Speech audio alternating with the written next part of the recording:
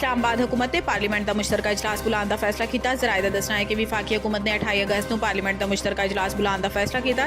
ऐसे स्टेज अराकीन कौमी असैम्बली और सैनेट को मुश्तरका इजलास जगह कर दिया गया। जराए का कहना है कि अराकीन पार्लीमेंट को मुश्तरका इजलास हाजिरी यकीनी बनाने की हदायत की गई। दूसरी जानिब कौमी असैम्बली का 9वां इजलास 26 अगस्त को बुलाने का फैसला किया गया, जिसका कौमी असैम्बली सैकटरीएट ने नोटिफिकेशन भी जारी कर दिता। कोयटा पशीने पुलिस लाइन के करीब धमाका होया है, जिसे 2 बच्चे जाँ बहक ते 14 अफराद जख्मी होए। पशीने पुलिस लाइन के करीब होने वाले धमाके गाड़ी ते मोटरसाइकिल तबाह हुई, जबकि 2 बच्चे जाँ बहक होने के अलावा 5 पुलिस एहलकारा समेत 14 अफराद जख्मी होए। धमाके जाँ बहक होने वाले बच्चों की लाशां ते जख्मियों को फौरी तौर पर हस्पताल मुंतकिल किया गया।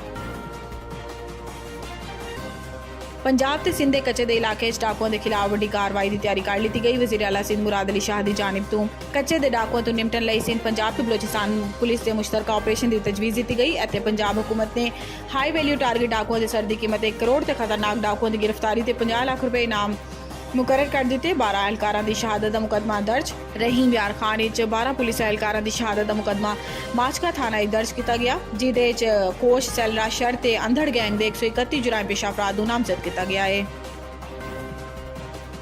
पाकिस्तान तहरीक इंसाफ के तर्जमान रऊफ हसन के फोन की फॉरेंसिक तजिए तो बानी PTI की बहन अलीमा खान के पार्टी असर रसूख बुशरा बीबी तो तनाज़ा ते झूठ की बुनियाद पर बयाना बयान ते फरोग देने के मुतालिक चश्मकुशा हकाइक सामने आए।